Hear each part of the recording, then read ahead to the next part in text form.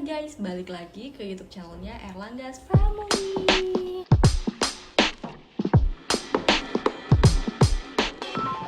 Ya, di konten kali ini aku mau membahas kelanjutan cerita menyapih kayaknya. Jadi setelah menyapih ada beberapa pertanyaan yang masuk ke DM aku. Kira-kira apa sih dampak dari menyapih, khususnya terkait nafsu makannya? Apakah naik atau gimana gitu? Nah, aku mau sharing di sini ya.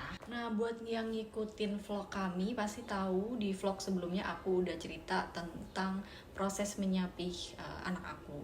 Nah, buat yang belum dan mungkin lagi ada di fase mau menyapih, kalian boleh tonton vlog aku yang sebelumnya ya. Nah, jadi anak perempuan kami itu sekarang usianya 2 tahun lebih 3 bulan. Nah, dia aku sapih di bulan November kemarin. Berarti sekarang itu udah menginjak 2 minggu pasca aku menyapih. Jadi sebenarnya menyapih plus sleep training itu aku sama metodenya, jadi sama persis cara-caranya itu. Pokoknya tonton aja di vlog aku yang sebelumnya.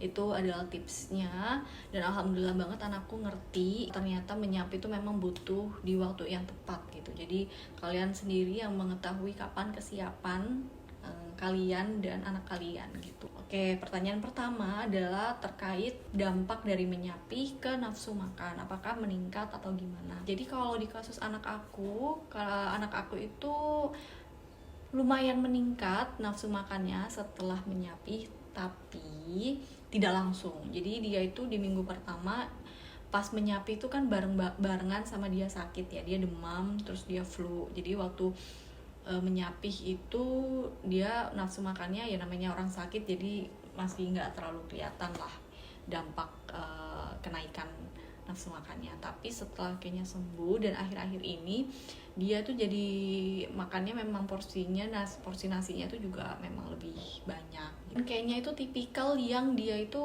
apalagi sarapan ya, itu mut-mutan banget. Jadi kalau sarapan itu biasanya kan dia dulu waktu sebelum menyapih itu dia tipikal yang menyusuinya tuh sebelum tidur, kemudian jam 12 dia kebangun terus menyusu, terus jam 3 itu dia pasti kebangun lagi menyusu, dan dia nyusu lagi itu jam 7 lah pas dia benar-benar literally bangun, itu dia pasti minta nenen, kalau enggak tuh ngeringi gitu. Nah jadinya karena dia jam 7 nenen ya otomatis waktu sarapan dia tuh nggak terlalu lapar gitu, jadinya dia tuh mut-mutan banget kalau sarapan. Ya itu kesalahanku juga sih, dulu harusnya aku tega nggak usah dikasih nenen gitu ya biar sarapan mau, cuman ya namanya gitulah, kadang-kadang juga nggak tega, makanya suka aku kasih aja gitu, jadinya dampaknya ke sarapannya gitu. Nah sekarang karena dia tuh all night long gak nyusu, jadinya pas sarapan itu lancar.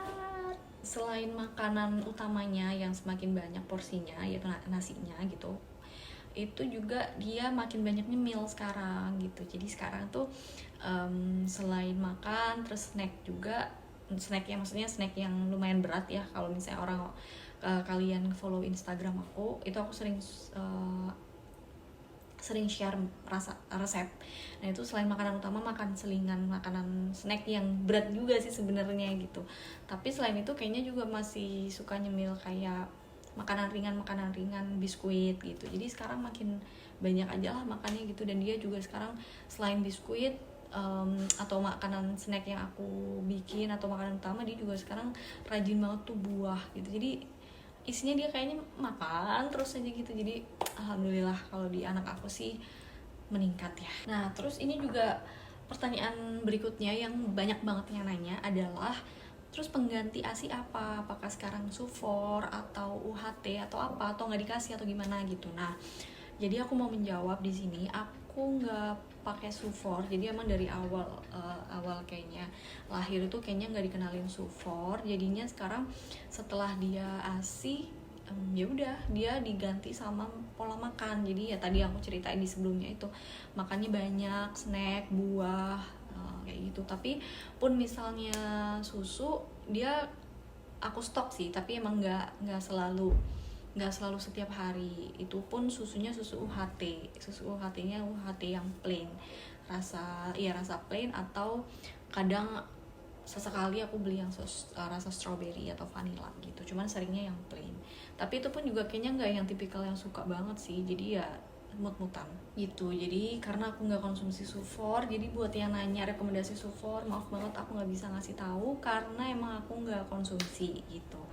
Jadi menurut aku kalau misalnya udah lulus ASI, coba aja makan gitu, diganti dengan makan aja. Insya Allah kalau misalnya makanannya tuh terpenuhi dengan baik, insya Allah kecukupan gizinya juga terpenuhi kok gitu.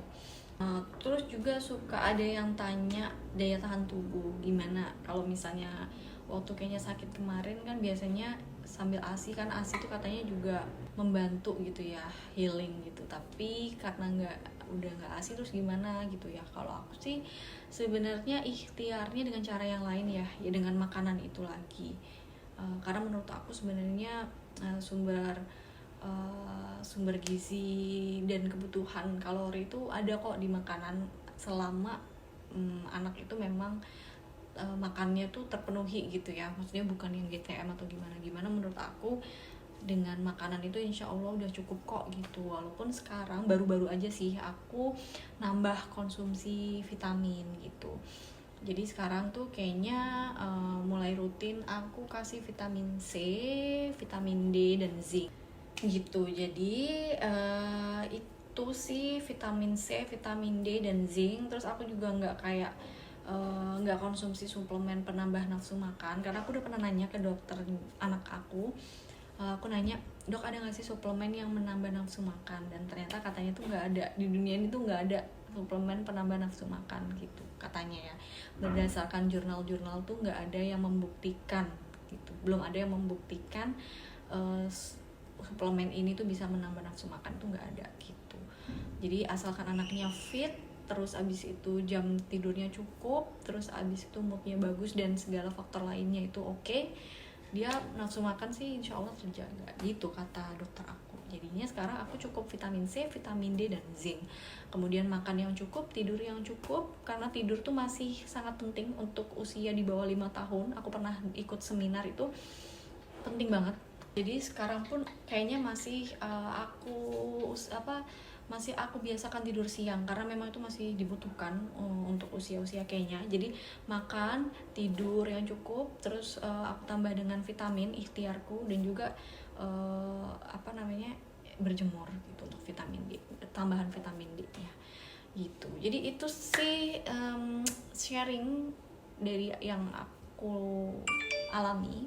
Semoga bermanfaat buat kalian, dan yang lagi diproses menyapi, semangat, semoga lancar, semoga dimudahkan semuanya. Oke, segitu aja sharing kali ini, semoga bermanfaat. See you in the next vlog, bye bye.